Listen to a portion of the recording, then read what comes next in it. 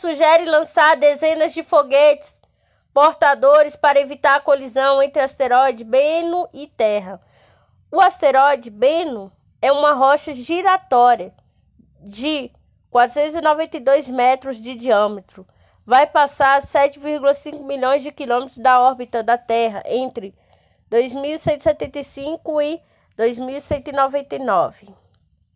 A rocha especial vai ser designada para potencialmente perigosa, uma vez que os cientistas avaliam um risco de colisão com o nosso planeta como sendo 1 em 2700. Em um novo estudo, especialistas do Centro Nacional de Ciência Espacial da China propuseram lançar uma série de foguetes portadores para simular o desvio de um asteroide que ameaça a Terra.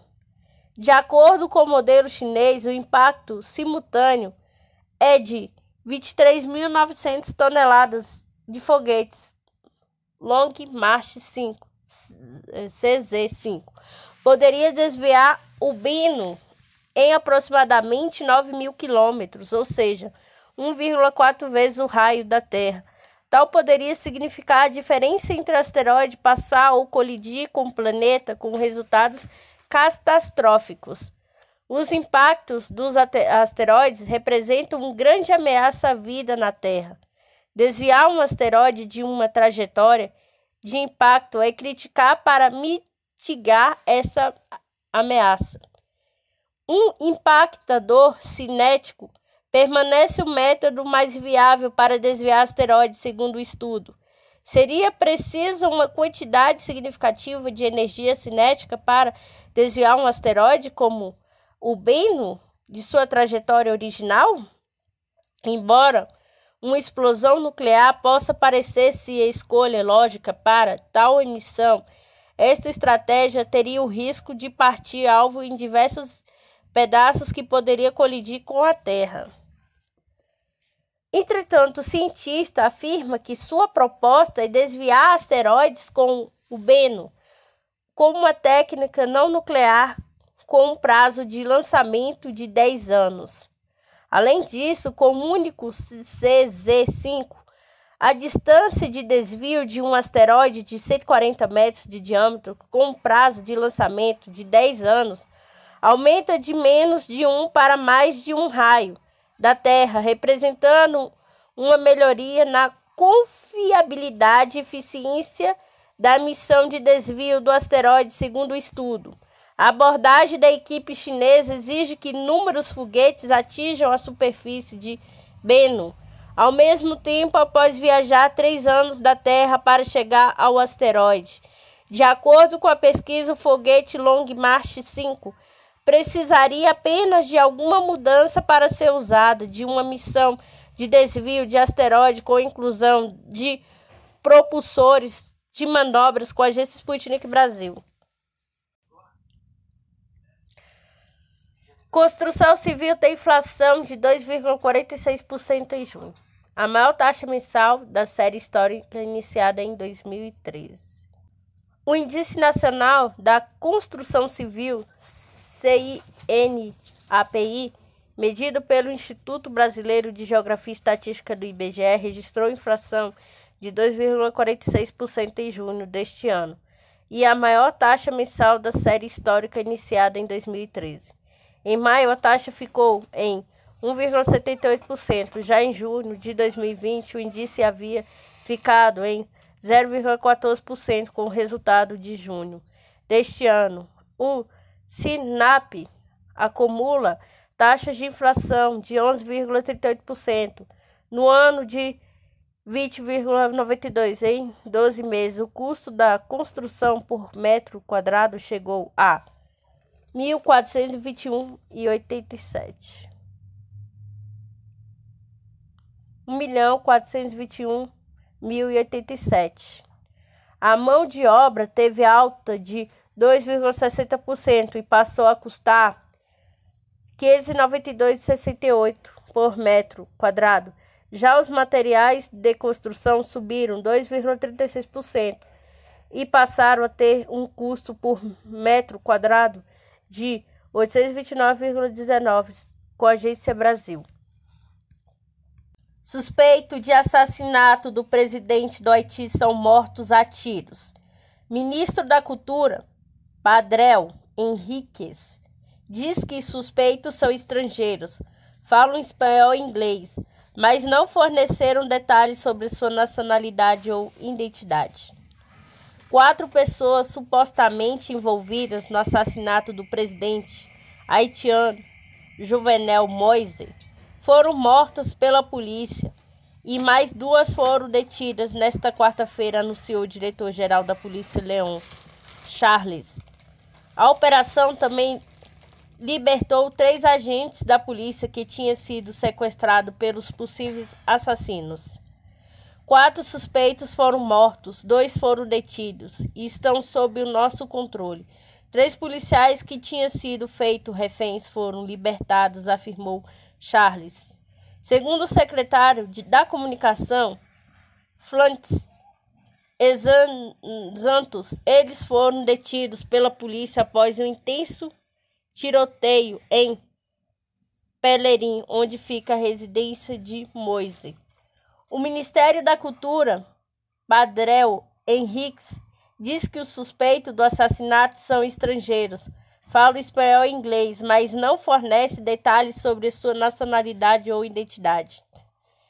O primeiro-ministro interino, Claude Joseph, afirmou que a situação de segurança no país está sob controle, acrescentando que o relatório sobre a morte de Moïse foi concluído, que seu corpo foi transferido para um necrotério na capital.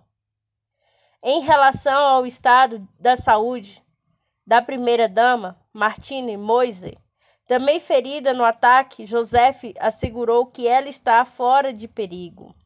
Depois de ter sido transferida para um hospital em Miami, nos Estados Unidos, ele informou que conversou com o secretário de Estado norte-americano, Antony Blinken, quem discutiu a situação política no país, especialmente a organizada das eleições presidenciais e legislativas marcadas em 26 de setembro.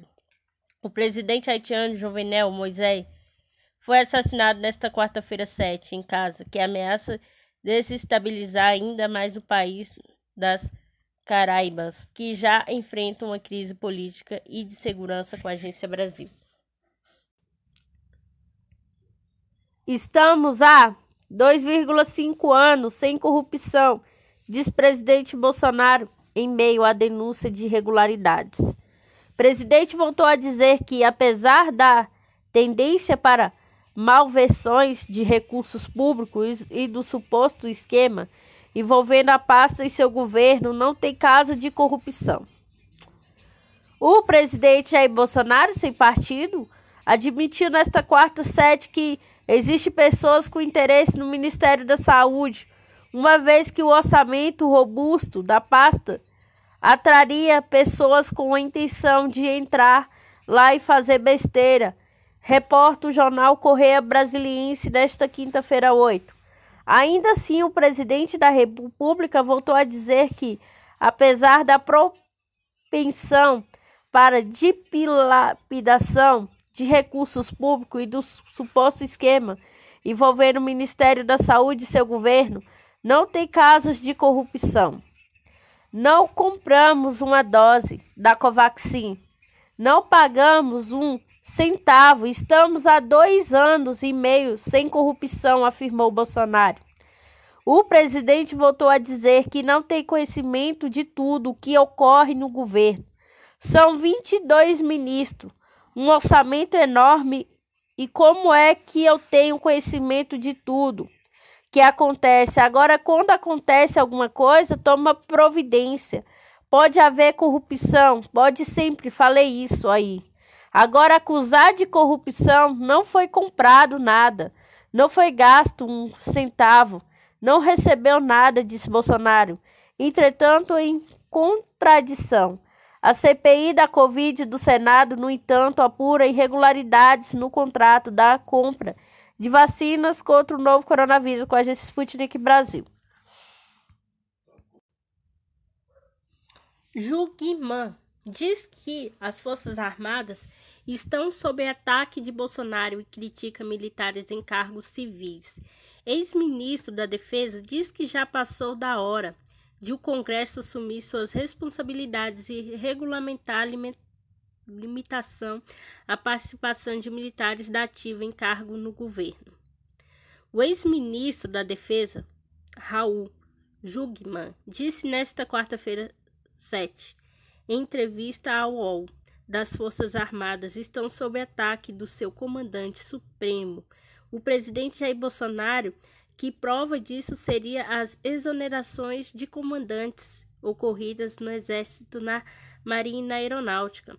Para Jungmann, as exonerações sem explicações razoáveis aconteceram porque os comandantes são subordinados ao Ministério da Defesa e Bolsonaro teria motivado as mesmas a partir do momento que os militares não aceitaram se envolver na política e endossar as hostilidades do presidente contra o legislativo e o judiciário.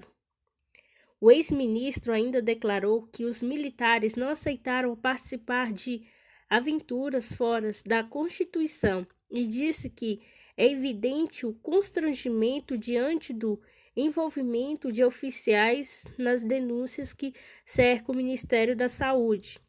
Em sua interpretação, o ex-ministro acredita que já passou da hora de o Congresso assumir suas responsabilidades e regulamentar a limitação e participação de militares da ativa em cargos no governo.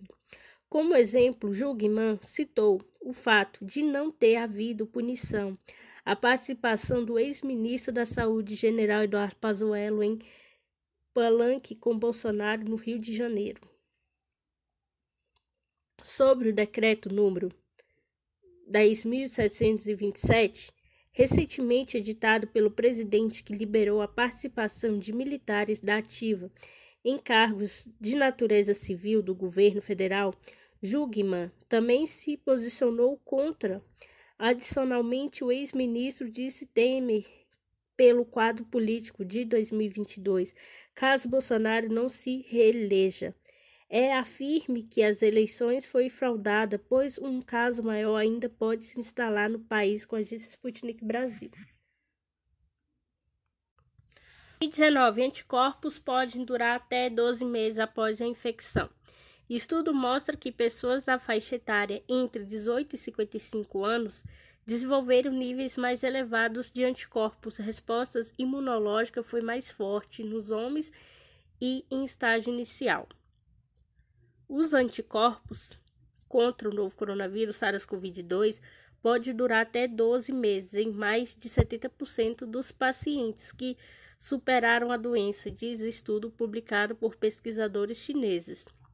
A pesquisa também concluiu que a vacina pode restringir efetivamente a propagação do novo coronavírus, promovendo respostas imunológicas semelhantes à forma como o corpo gera anticorpos contra o vírus vivos. O estudo foi realizado por uma subsidiária da farmacêutica estatal Sinopharm, que produz 2 das vacinas aprovadas pelo governo chinês e pelo Centro Nacional de Pesquisas para Medicina Translacional da Universidade de Tong, em Xangai, a capital econômica da China. Cerca de 1.800 amostras de plasma foram coletadas entre 869 pessoas que superaram a Covid-19 em Wuhan, a cidade no centro na China, onde o primeiro surto global de Covid-19 foi registrado em dezembro de 2019. Os pesquisadores verificaram a presença e a quantidade nessas amostras de RBD-IgG, um tipo de anticorpo que indica forças na imunidade contra o vírus, informou o jornal oficial em língua inglesa China Daily. De acordo com os resultados, em 9 meses, os níveis de anticorpos caíram para 64,3% em relação ao nível atingido após os pacientes contraírem o vírus e, a partir deste período, estabilizem até o 12º mês. A resposta imunológica foi mais forte nos homens do que nas mulheres durante os estágios iniciais da infecção, mas a diferença diminuiu com o tempo, tornando-se praticamente igual após 12 meses. Pessoas na faixa etária entre 18 e 55 anos desenvolveram níveis mais elevados de anticorpos, segundo o estudo.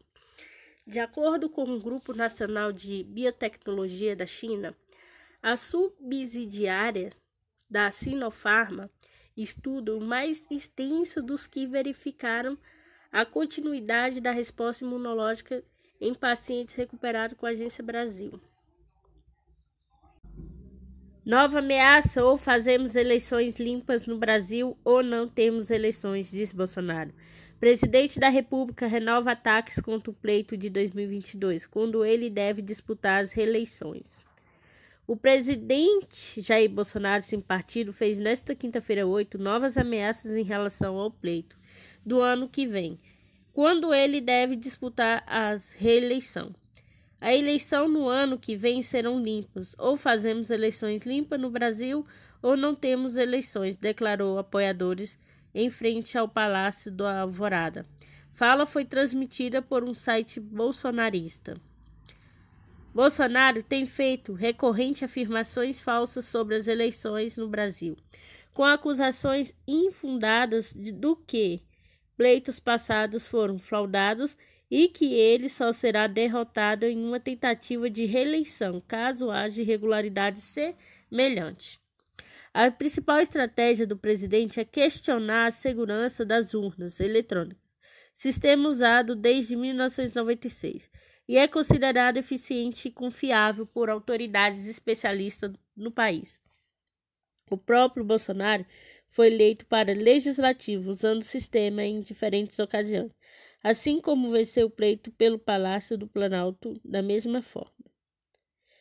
O mandatário defende a adotação do voto impresso. Segundo ele, a auditável tramita no Congresso uma proposta nesse sentido, mas a ideia conta com a oposição de uma colisão de partidos, alguns deles da base de Bolsonaro. Na quarta sete, ao defender o voto impresso nas eleições de 2022, ele disse que, sem o artifício, um dos lados da disputa eleitoral questionaria o resultado, que, obviamente, está sério ao lado dele. Eles vão arranjar problema para o ano que vem. Se este método continuar aí, sem inclusive a contagem pública, eles vão ter problemas, porque algum lado pode não aceitar o resultado. Este algum lado, obviamente, é o nosso lado, pode não aceitar o resultado, disse Bolsonaro em entrevista à Rádio Guaíba, do Rio Grande do Sul. A declaração de Bolsonaro de quarta provocou uma reação do presidente do STF, Supremo Tribunal Federal, Luiz Fux, que soltou nota para rebater o chefe do executivo. Na mesma entrevista, Bolsonaro fez uma nova defesa do voto impresso, reafirmou que apresentaria provas de que houve fraudes nas eleições de 2014 e 2018. Afirmou falsamente que na disputa entre Dilma Rousseff, PT, Aécio Neves, PSDB, foi o Tucano que venceu o pleito. O nosso levantamento aqui, o nosso levantamento feito por agente que entende do assunto, que esteve presente lá dentro e acompanhou toda a votação, ele garante que sim, Aécio foi eleito. É o que eu vi. Eu não sou técnico em informática, mas o que eu vi está comprovado no meu entender. Fraude em 2014. O Aécio foi eleito em 2014, disse o presidente, sem apresentar nenhuma evidência. Naquela disputa com a Dilma Rousseff, do PT, foi reeleita em 52% dos votos, entre 48% do Tucano. Aécio com vantagem de cerca de 3,5 milhões de votos. Após a invasão do Capitólio por apoiadores extremistas de Donald Trump, que contestavam o resultado das eleições nos Estados Unidos, Bolsonaro disse que, se não houver o voto impresso em 2022, uma maneira de auditar o voto haverá no Brasil, problema pior do que nos Estados Unidos. A declaração se soma a um discurso contra o sistema eleitoral. É um contexto que inclui militarização do governo, flexibilização do acesso a armamentos e naturalização da corrupção no país. Para especialista ouvido pela Folha, toda essa atmosfera alimenta a desconfiança sobre um risco de golpe que não deve ser ignorado, ainda que vários consideram improvável que tal cenário se concretize. A estratégia de manter um discurso que coloca em xeque o sistema eleitoral brasileiro e, ao mesmo tempo, questionar um eventual resultado negativo nas urnas aproxima o presidente Jair Bolsonaro e seu partido de outros líderes populistas, exemplo do que fez Trump antes de deixar a presidência dos Estados Unidos. No plano, Bolsonaro faz do mandato uma campanha eleitoral constante, alimentando sua base de apoiadores mais fiel com a retórica própria do autoritarismo. Apesar do eleito por vias democráticas, especialistas afirmam que em vários episódios Bolsonaro já expressou de forma clara seu desprezo pelo sistema. Ataque ao sistema eleitoral e à urna eletrônica fazem parte da retórica do presidente Jair Bolsonaro. Desde a campanha, na véspera do pleito, em outubro de 2018, ele afirmou que só poderia se houvesse fraude. Isso só pode acontecer por fraude, não por voto. Estou convencido, disse em live em outubro de 2018. As acusações infundadas se mantiveram mesmo depois do eleito em março de 2020. Bolsonaro disse que teria vencido a eleição ainda no primeiro turno, porém nunca apresentou nenhuma prova disso. Até hoje não há evidências de que tenham ocorrido fraudes em reeleições, como o uso de urna eletrônica. A urna possui diferentes medidas de segurança de auditoria. Independente disso, há especialista que defende que o TSE, Tribunal Superior Eleitoral, deveria aumentar a transparência do sistema eleitoral e melhorar as possibilidades de auditoria das eleições. O problema, dizem eles, que o debate técnico seria acabar ofuscado pelas desinformações ou por mentiras. Com Ricardo Della, político a Folha Expresso. Senador aprova ex-chefe de gabinete de Ricardo Barros para comandar a ANS. Congressista do PP, partido de Ricardo Barros, se queixaram de retiradas de nome para presidir a agência. O líder do governo no Senado, Fernando Bezerra, MDB de Pernambuco, afirmou nesta quarta-feira 7 que o presidente Jair Bolsonaro, sem partido, recuou a decidir manter a indicação do ex-chefe de gabinete do líder do governo na Câmara, Ricardo Barros, PP, Pará, para a presidência da ANS com a Agência Nacional de Saúde Suplementar. Na noite desta terça-feira 6, Bolsonaro havia retirado a indicação de Paulo Roberto Vanderlei Rabelo Filho para o posto de uma mensagem enviada ao Senado, publicada na edição extra do DOU, Diário Oficial da União. Na manhã desta quarta, os senadores da CAS, Comissão de Assuntos Sociais, mesmo após a decisão de Bolsonaro, sabatinaram e aprovaram o nome de Rabelo para o cargo por 11-3. Além de gerar insatisfação entre os membros do colegiado, a decisão de Bolsonaro da noite anterior teria desagradado senadores do PP, o que levou Bezerra a conversar com o presidente. Rabelo é ligado ao nome do partido com o deputado Aguinaldo Ribeiro, de Pernambuco, e trabalhou como Gilberto Osh, dos Ministérios das Cidades e da Integração Nacional. Barros hoje está no foco da CPI da Covid do Senado, em meio a suspeitas envolvendo a compra de vacinas contra a Covid. Estive há pouco em audiência com o senhor presidente da República.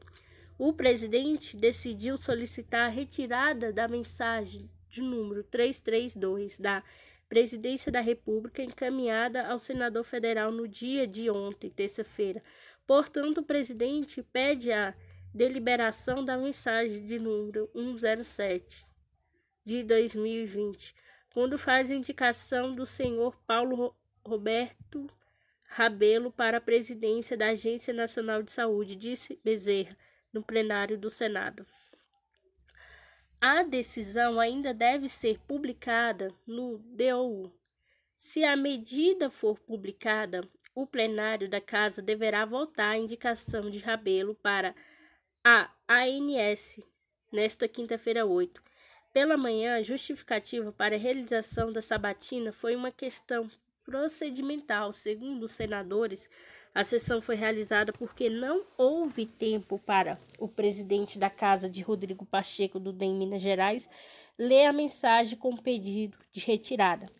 A indicação de Paulo chegou há mais de 6 meses, que se encontram na CAS. Nos soubemos pela imprensa desse pedido de retirada do nome do Paulo, mas nos cumprimos o regimento da Casa, disse senador Sérgio Petecão, PSD, do Acre, em sessão do plenário.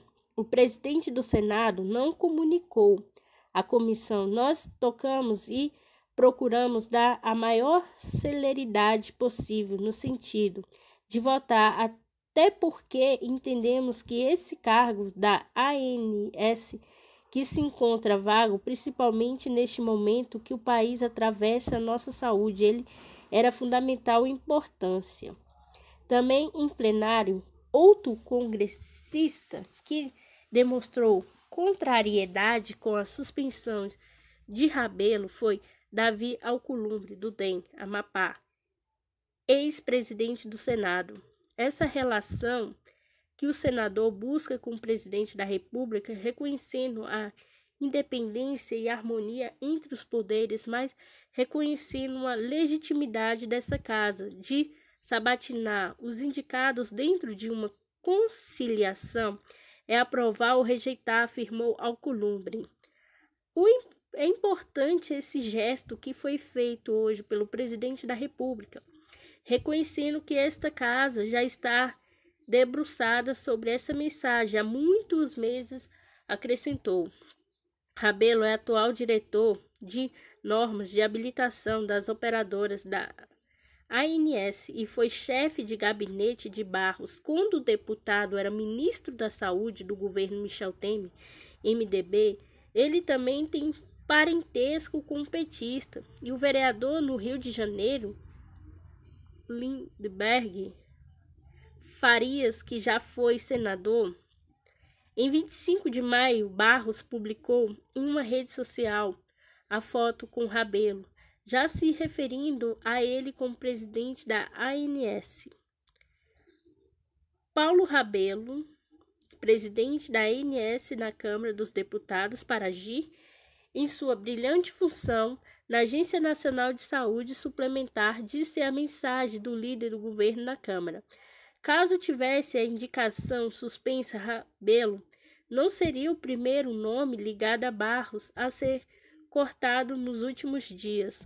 No fim de junho, Rabelo Ferreira Dias foi exonerado da diretoria de logística do Ministério da Saúde, logo depois de a Folha publicar entrevista com Luiz Paulo Dominguete Pereira, policial militar de Minas Gerais, que diz ter recebido de Dias pedido de propinas de 1 por 12 para negociar vacinas com o governo Bolsonaro.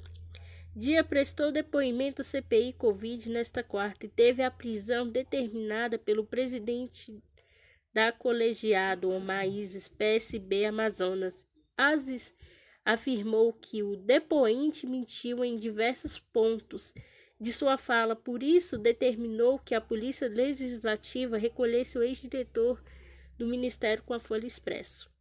A LERJ vai atuar junto à Petrobras e ao IPB para atrair investimento ao Estado. A Assembleia Legislativa do Estado do Rio de Janeiro vai buscar maior aproximação com o Instituto Brasileiro de Petrobras e Gás, do IBP, e a Petrobras neste semestre para garantir a atração de investimentos para o Estado. A intenção de trabalhar em conjunto foi anunciada pelo presidente do Parlamento Fluminense, deputado André Siciliano, do PT. Nesta quarta-feira 7, durante o debate promovido pela Casa, que discutiu perspectivas para o setor. Durante o encontro, foram relacionados desafios e oportunidades, principalmente na expansão da oferta de gás natural e no incentivo à economia do mar. Também foi abordado o esforço da CPI, criado pelo Legislativo para ampliar a receita, a partir de maior fiscalização dos repasses de royalties e participação especiais. Precisamos fazer todos os esforços para estar mais próximo do IBP e da Petrobras. O momento é de sentarmos na mesa e procurarmos investimento para o Estado. Temos que tirar proveito, por exemplo, do potencial do leste metropolitano e da Baixada Fluminense na utilização de gás natural. Na industrialização, uma empresa já pediu autorização para criar unidade de processamento ao longo do arco metropolitano. Importante viabilizar essas indústrias no Rio para que o gás não saia das nossas mãos sem aproveitarmos recursos, destacou o Siciliano. O estado do Rio de Janeiro responde por 80% do petróleo extraído no país, mas apenas 20% dos fornecedores dessa cadeia produtiva estão localizados aqui. Mais de 50% do gás natural produzido no Rio e rejeitado no sistema, portanto, sem direito aos royalties e participações especiais dessas operações. Por esse motivo, temos que fomentar essas indústrias para que possam utilizar o nosso gás. Temos, por exemplo, o Distrito Industrial de Santa Cruz e a Companhia Siderúrgica do Atlântico, CSA. Se não tivermos um papel ativo para buscarmos investimentos, vamos perder a produção para que os outros estados, como São Paulo, concluiu Siciliano. O diretor-presidente de Assessoria Fiscal da LERJ, economista Mauro Osório, lembrou que esta é uma riqueza que poderia ser mais bem aproveitada pela indústria se houvesse infraestrutura que possibilitasse a oferta do produto. Nesse sentido, é fundamental trabalhar pensando em forma sistêmica para fazer com que a Petrobras seja muito mais enclave econômica do que um âncora do estado do Rio. Com isso, teríamos indústrias de petróleo e gás naval urgentes, afirmou. A CPI põe foco na fiscalização. Foi no sentido de mapear os problemas e traçar melhorias para o setor da LERJ, instalou em março deste ano a CPI dos royalties de participação especial, presidia pela deputada Luiz Paulo, Cidadania, e a Comissão Especial da Indústria Naval, presidia pela deputada Célia Jordão, Patriota. Luiz Paulo citou como importante avanço da CPI a celebração de um convênio entre a Secretaria de Estado de Fazenda, Cefaz, e a Agência Nacional de Petróleo, ANP, com o objetivo de melhorar a fiscalização dos abatimentos das participações especiais. Antes da Cefaz não fazia essa fiscalização. Agora já nos informou que ao menos 2 auditores fiscais vão trabalhar nesta linha. Já a ANP só tinha 4 agentes para fiscalizar eles. Já nos informaram que contrataram reforço de pessoas e fizeram um pedido de autorização para abrir recursos públicos e fortalecer esse quadro, afirmou.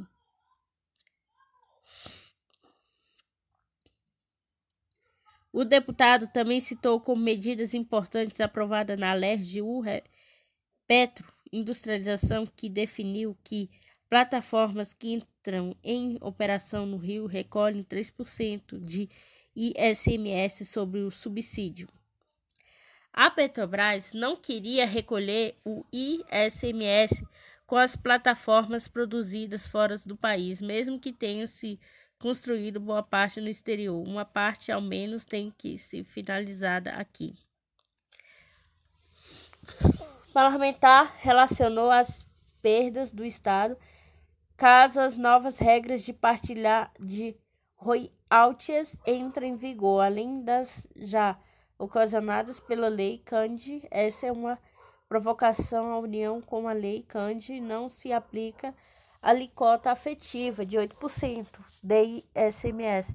Com isso, este ano estimado que deixamos de arrecadar 8,6 bilhões sem montantes enormes que estão perdendo desde 1997, quando a norma entrou em vigor, concluiu.